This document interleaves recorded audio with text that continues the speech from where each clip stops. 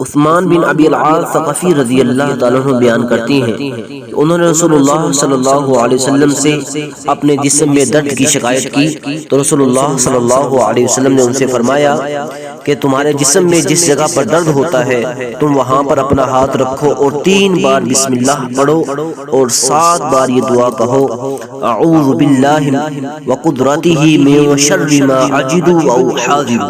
यानी जो बंदा जो अपने जिस्म में दर्द महसूस करता है, तकलीफ महसूस करता है, उस जगह पर अपना हाथ रखे और 3 बार बिस्मिल्लाह पढ़े और 7 मरतबा ये दुआ पढ़े, तो इंशाअल्लाह अल्लाह रब्बुल आलमीन उसको उस दर्द से निजात दिलाएगा। अल्लाह रब्बुल आलमीन हमें अमल करने की तौफीक अता फरमाए।